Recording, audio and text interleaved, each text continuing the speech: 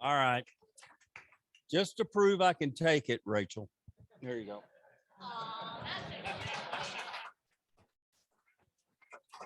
And that's And even 10. We'll do really, another song it's, for yeah, that. you might take that for yourself and find a new hobby besides me. Oh, my hobby would be more than Well, I know that. As hard as I've worked on these programs, and that's the thanks you get.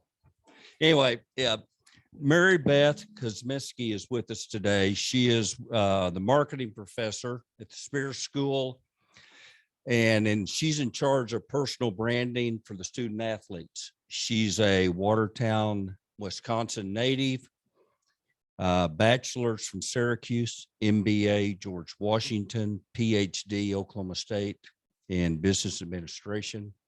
She's slowly gaining on my academic achievements. And I would like to welcome a fellow cheesehead. So come on up, Maribeth. Thank you. Well, thank you very much. So I am here today to talk about NIL. Who doesn't know what NIL stands for? Because I don't want to go through this if I don't have to go through it. Name, image, and likeness. And it's a rule that the NCAA changed.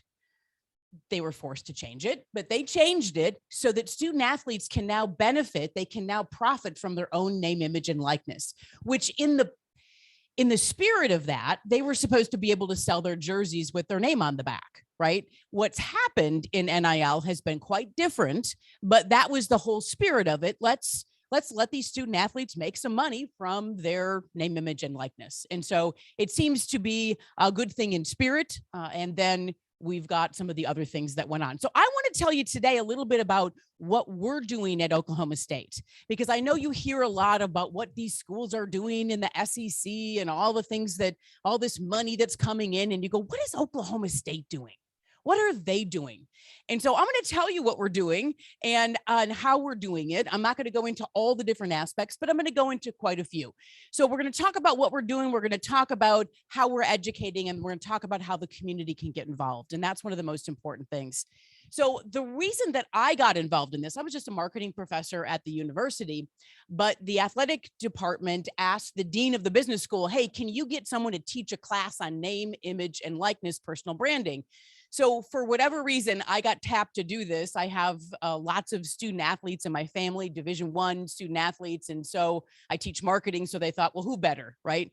I mean, I didn't know anything about any of this.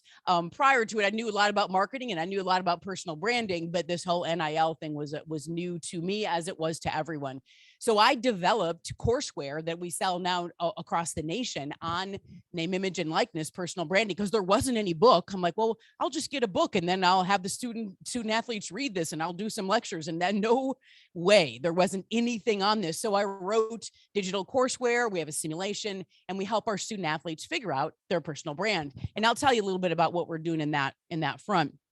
But really what the athletic department wanted us to do was really to do some educational outcomes, to have some outcomes that would be, hey, let's help our student athletes figure out how to do this. Let's provide them some skills that not only will they be able to use now to profit from their NIL, but also to use in the future, like when they graduate and when they go off and when they're not playing sports anymore. And so we have a lot of objectives that we work on. But when I was putting this course together, I thought to myself, wait a minute. We've got student athletes, and my son played Division I hockey, and I know how busy he was, and how much we tried just to get him to, go to class and stuff. And I'm thinking, there's no way that he's going to go from being a student athlete on the field, which is hard, and we know that it's hard. The things that they have to do, the pressure that's on them. I mean, especially our football team, you just look at the pressure and all the things that they have to go through. And now we're also asking them to be influencers. And that's basically what we're doing. We're saying, okay, you're a student, you're an athlete, you've got your plate completely full. And now we want you to be influencers as well. And because basically that's what a student athlete who's using their name, image, and likeness is doing. They're taking their own persona and they're putting it out to the world. Well, who has time to do that? And I thought, my son, and I always have to include a little picture of him. Makes the heart warm. So there's no way that he would have found time to do this. So I said to myself, I have got to do something that is going to help our student athletes beyond just teaching a class. And by the way, at that time, there was no Coach Hinson as the director of NIL. I was the only person doing any education for our student athletes. And I thought, if this thing fails, I'm in a lot of trouble. I'm in a lot of trouble. Like, this is not going to be good. So I started something called the Brand Squad. And the Brand Squad, basically, I went to the marketing club at Oklahoma State, and I'm the advisor of the marketing club. And I said, hey, who here in the marketing club wants to help our student athletes with their name, image, and likeness, help them get their social media accounts in shape. So if a brand contacts them, that they look and it feels like this is someone that a brand would want to work with. And so I had 50 hands go up immediately of the marketing club members. They're like, yeah, let's do it. And the craziest thing has happened to me ever since then, which is that I needed to start an official club on campus. We needed to put together all sorts of, everything. We had to put together all of the organization. I'm like, I've got to train these students so that they can go out and help our student athletes. They don't know personal branding. I had to go through my class in short order so that they could learn all the things so that we could pair them up with our student athletes. So we certify them, we get them done in all of the kinds of personal branding. They take exams on the compliance rules, because I do not want to get in trouble with the athletic department because my students are doing things they shouldn't be doing. So we go through all of this, and this is what we have now. And I'll give you a QR code that you could snap at the very end of this for our website, the Brand Squad website. But the Brand Squad has become, it's become overwhelming, but it's really something where our students are out there finding deals, finding opportunities, and helping our student athletes. It's almost like they're TAs for the student athletes for their name, image, and likeness. And this is the kind of thing that has never been done before, because none of this has ever been done before. I have talked about this on podcasts nationwide, and everyone's like, oh, wow, it's a great idea. Why is it a great idea? I don't know why it's a great idea. It just seemed logical to me. We've got athletics and academics. For me, I'm on the academic side. Can we use NIL to teach our students more about things that they want to do when they graduate? So for instance, our Brand Squad members now, and we're just 1 year old, our Brand Squad members have already gotten placed at pro teams when they graduate, at other colleges when they graduate, at sports agencies when they graduate. We have a sports management degree at Oklahoma State, and it's really hard to get jobs in sports marketing and sports management. Well, guess what? All of our students are getting placed. We have a student now that is graduating in December. She's got 5 offers. 5 offers in a place that's really hard to get jobs. Why? Because she's been living NIL. She's been holding the hands of our student athletes and helping them get deals, and people want that. So that's our Brand Squad. What do we do in the Brand Squad? We start off with what we call a brand audit, where we figure out, hey, where does the student athlete, where are they right now in terms of their brand? Do they have any followers on Instagram? What's going on? And then we do something that I call clean up in aisle 14. Clean up in aisle 14 is when you were 14 years old, you posted stuff on social media that you now need to take down. And so we go through this process of clean up in aisle 14 with our student athletes, because a brand is going to look at their social media presence, their digital presence, their online presence, and go, wait, what's that? No. We're going to take some of that stuff down. We're going to clean things up, and we're going to make you brand ready.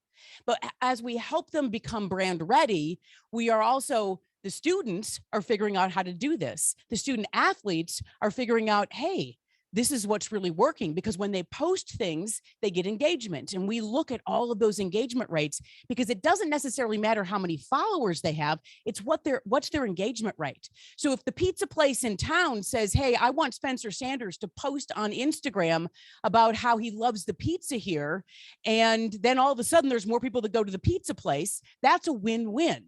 This is not fundraising. This is student athletes can now provide opportunities for businesses to market themselves in different ways. So we have And by the way, you know, everybody talks about football. We have more deals coming in for track and field, soccer, softball, equestrian, basketball, women's basketball, and then we also obviously have men's basketball and football. But we have things going on in every single sport because businesses have started to take a hold of it and figure out, hey, wait a minute, I could use these student athletes who have such a presence, who have such a following, who people love and admire, and be able to use that for the benefit of business. So that is what we've been doing. We create logos for the student athletes. We help them set goals. We design a media kit so that we can go to brands and say, hey, this student athlete does this, and they have this many followers and whatever it is. And we can actually produce collateral for the student athletes. Almost every student athlete who works with us at the Brand Squad develops their own merchandise too. So there's a whole difference between if I have an OSU logo on or if I don't have an OSU logo. If I have an OSU logo, I've got to go through licensing. You can do it, but the university takes a cut because they own that. And the other part is, if they don't have that logo on, guess who makes most of the money? The student athlete makes most of the money. So we do it both ways. Sometimes people want to buy a jersey that has Oklahoma State on it. Sometimes they want to buy a shirt that is a picture of Tanner Brown, who's our kicker and who's an amazing, amazing kicker. Maybe they just want a cool t-shirt of his. And so these are the things that we're doing to help out our student athletes. We help them build their audience. We help them create a pitch. And we have a website that our students in the Brand Squad have created, which features a lot of our student athletes. And it also talks about the events we have. It talks about how businesses can get involved. We've got lots of business cards that I can hand out today if you want some. We do a podcast. So guess what? Our students are learning how to do podcasts as our student athletes are learning to be interviewed. We do a little bit of media training with the student athletes, and the students are figuring out how to run a podcast. They run a podcast out of the Spear School of Business, and they started it from scratch. They get hundreds and thousands of downloads for each podcast. So then we thought, well, maybe we'll sell sponsorships to the podcast. And so all of these things have just been created over time. We've got all sorts of social media. We do signing events at the Spear School of Business where we have our players who will come, not just football, but all sorts of players will come and sign autographs for the community. People can walk through and sign autographs. We've also found that autograph signings are great things for businesses to do if you want to draw somebody into your business. So in fact, we're talking to this place right here about bringing in some student athletes because Monica feels that not everybody knows about this hotel here. They know about the name brand hotels, but they don't necessarily know about this Best Western. So what do? Well, let's do an autograph signing and get people to come here and see how great this place is. And so it's those kinds of things that we're taking advantage of. This was our event just a few days ago. And then the community. So how does the community get involved? Well, one of the things that we found is that, and I heard this from a woman who runs a business here in Stillwater, and she said, for 20 years, I have been getting a letter from the athletic department telling me not to do anything with our student athletes. Don't give them pizza, don't talk to them, don't hire them, don't give them money, don't do anything. And she goes, and then overnight, we can do everything?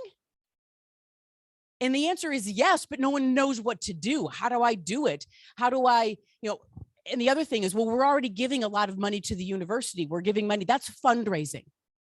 This isn't fundraising. This is a way when you're working with a student athlete, yeah, you're helping the student athlete, but if you find a way where you can actually help yourself, your business, whatever that is, it's a pretty unique opportunity. And we've got so many things happening right now. I'll tell you about the most recent deal that we have for one of our football players, Topps, the sports cards, the trading cards. We have them doing a sports card with one of our wide receivers. And the wide receiver is getting paid a lot of money to do a card. And they're going to sell it with other college football players across the country. And OSU needs more of that. Is all we hear about is all these big schools and all the money that these big schools are getting. But guess what? Who is better than Texas A&M and hopefully Texas? And they're getting a lot of money. We are. Miami, you talk about how much money they're bringing in. It's not the same thing that we're talking about. There's two kinds of ways that that money's coming in through NIL: directives and collectives. Directives are what we're doing. We're negotiating and helping for student athletes to get deals individually for themselves. So collective is, I, as an individual, am going to give a whole bunch of money to a nonprofit or a profit organization. Ours is Pokes with a Purpose. And I give money to them, and then they can decide who they're going to give it to. They could give all their money to the quarterback, or they could give a little bit of money to an equestrian or whatever it is. But those collectives are not run by the university. They're not directed by the university, and they can do whatever they want.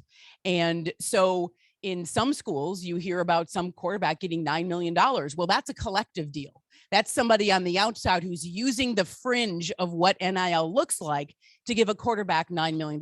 It has not been proven yet whether or not that actually makes it better or worse. We had a quarterback that played for another school in Oklahoma last year. He got a lot of money. What happened? Well, two things happened. One, he didn't play very well. He got benched, and then he went into the transfer portal. Now, the companies that gave money to him are thinking, what the heck, right? I gave him money and now he's bad. Well, yeah, guess what? They're 20 years old. They're going to be bad and they're going to be good, and they're going to do it almost at the same time. And so it can be a little risky, right? But when you're doing it when you're doing it more with a purpose, I really want to help our student athletes. The one thing that when I mentioned starting the brand squad, I was scared that I was the only one providing education to our student athletes. And of course, we've got all sorts of other things that are coming in now. We've got different organizations we've partnered with, to help with the student athletes and their education. But my fear was, if we don't get NIL deals, when the tennis coach is out talking and trying to recruit a prospective student athlete, that prospective student athlete is going to say, what are you guys doing at Oklahoma State with your NIL? And they do ask that. I'm meeting with 2 prospective golfers tomorrow morning, and the parents are going to ask that. The kids are going to ask that.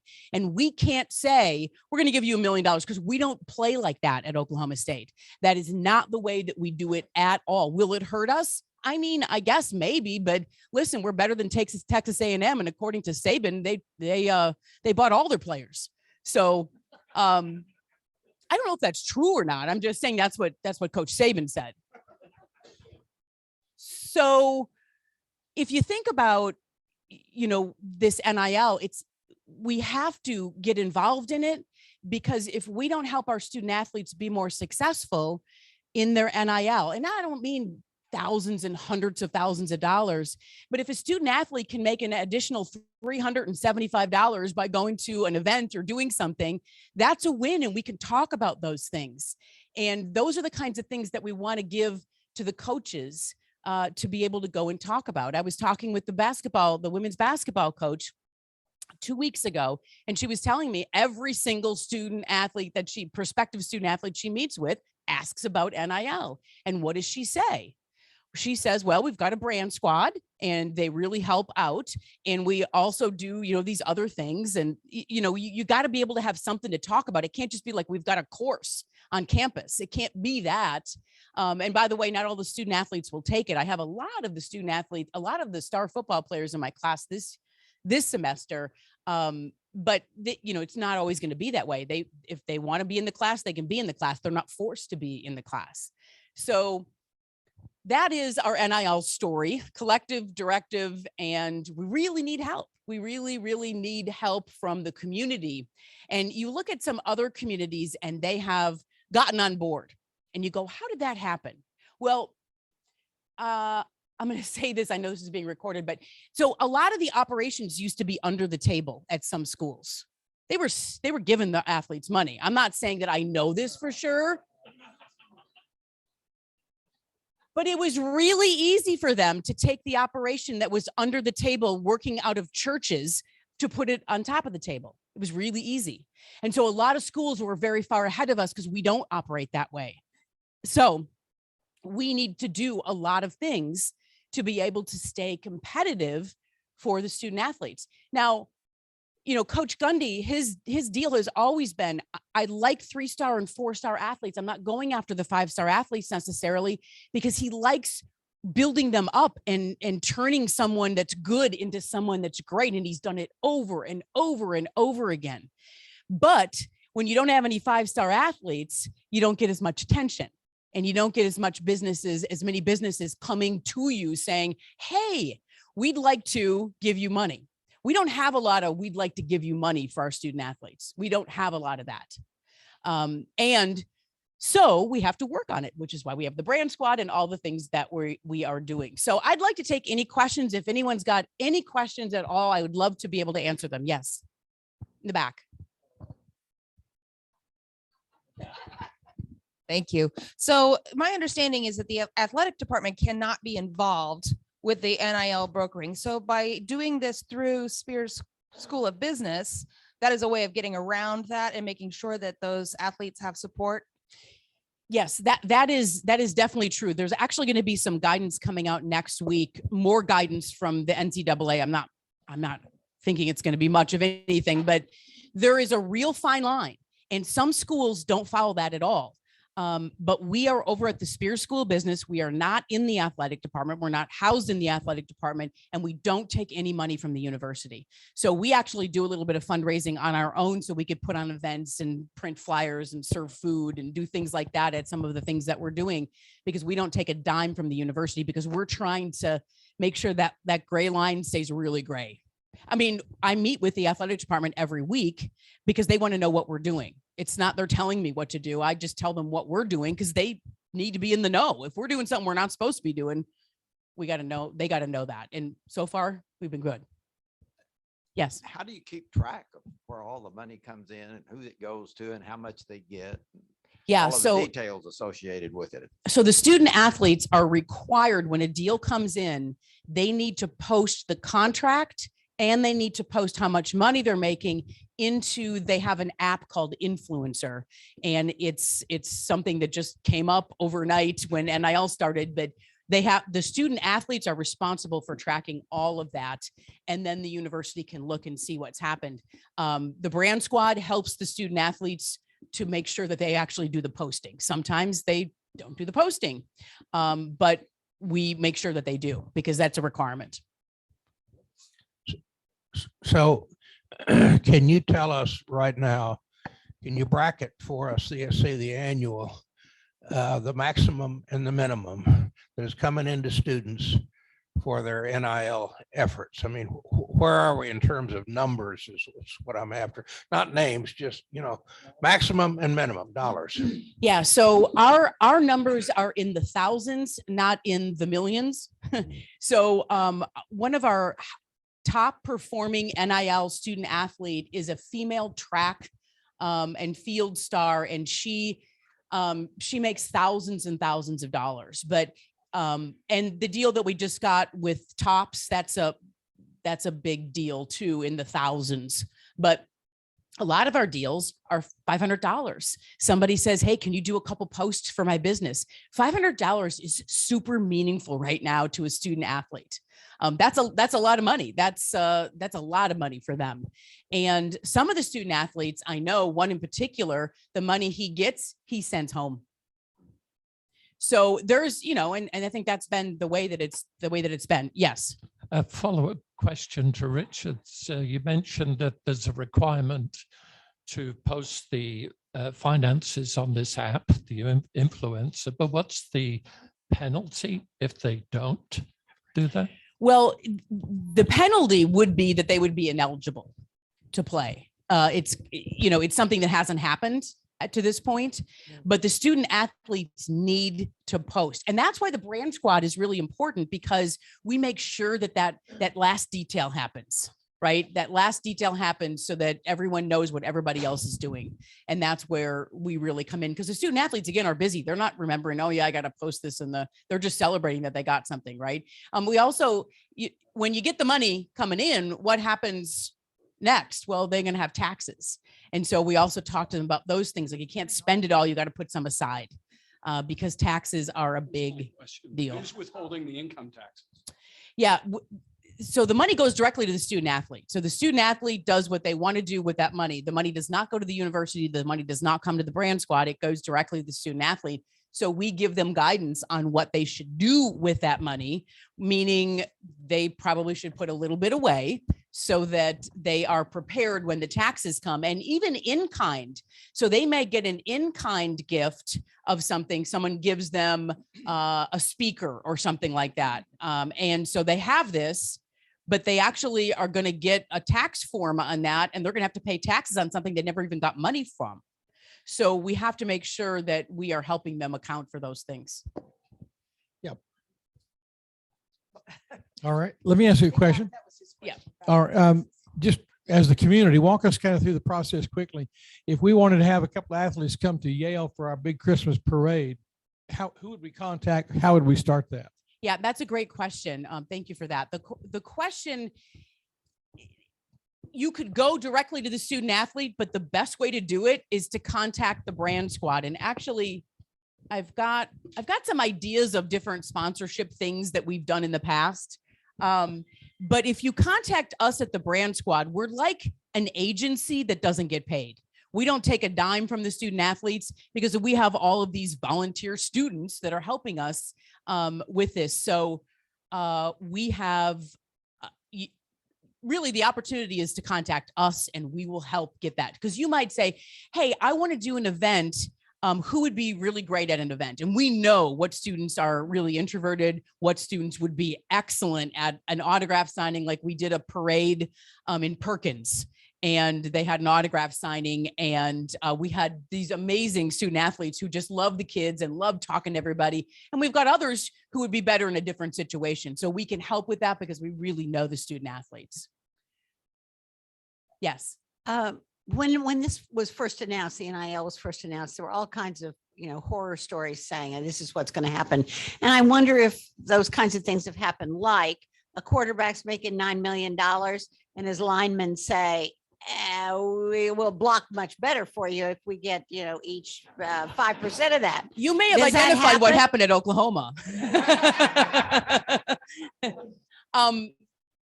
I don't know, because we don't have any of those big deals. We don't have $1 million deals. But we do have some big, like high profile deals. Like if a student athlete gets gifted a car, right? That's a decent deal.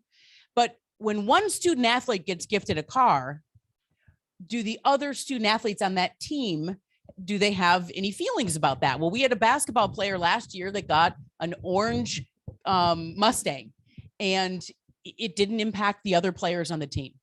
It didn't impact them in terms of what's that? Yeah, they got a gas card, right? It didn't, but that's one of the things that our coaches are concerned about is, you're trying to build teamwork. And if one player's getting all this money, it doesn't feel right. And so that's something that our coaches, just about all of our coaches, are really concerned about, making sure that it's even and equal. So we've got good culture. And that's really the thing that I've noticed. I mean, I've only been here at Oklahoma State. This is my 5th year. I got a PhD late in life. I run a marketing consulting business and came here to teach. The thing that I've realized about this place is that it is very different. I went to school at Syracuse. We're not nice at Syracuse. We're nice here. Like I didn't even know what the word nice meant until I came here. I'm like, oh, this is what it is. But I think that culture runs through all of our student athletes. It runs through our football team. It runs deep. And we've got to keep that because it's really different. It's different than even at Oklahoma or Texas Tech. Yes. Couple of questions. I dealt with licensing for 30 years. I bet So you did. yeah, yippee. Is that receiver you're talking about on the Topps card, Mhm. is he going to wear an OSU jersey? He is not. Okay. They're actually sending him a jersey and a helmet and all this different stuff that he can wear because of the licensing. I'm Now, assuming that jersey and helmet will be orange. I don't know what it will be. We haven't gotten it yet. How much would OSU get of that if he wore the Oklahoma State jersey? Percentage? You probably know that better than I do in terms of their licensing. Well, they tend to agreements. change. Yeah. So I don't know. Most of the deals, most all of, 16, It could be. 16? Yeah. Okay, Most all of the deals that we do are non-licensing deals. I understand. Okay, hypothetical.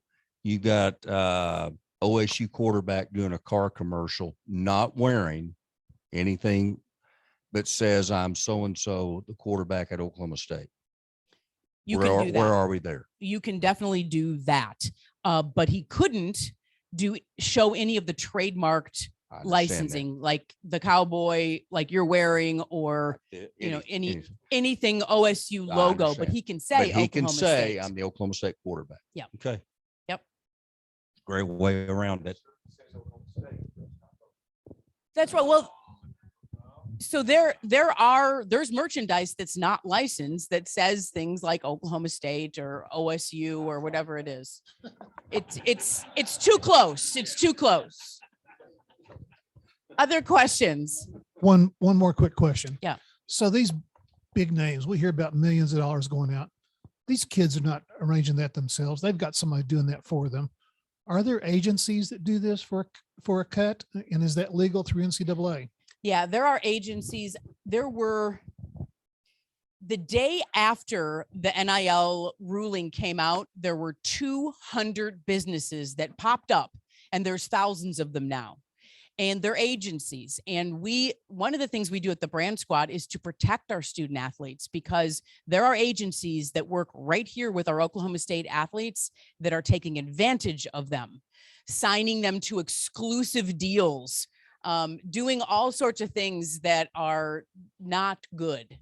And so we've had to learn quickly in the Brand Squad to be able to read through a contract and say, you can't sign this. You just can't sign it. You've got to go back and say something else. Because in a lot of cases, their parents don't know either, right? And we have, we are starting this. I think we're going to call it the legal squad. We got the Brand Squad and the legal squad.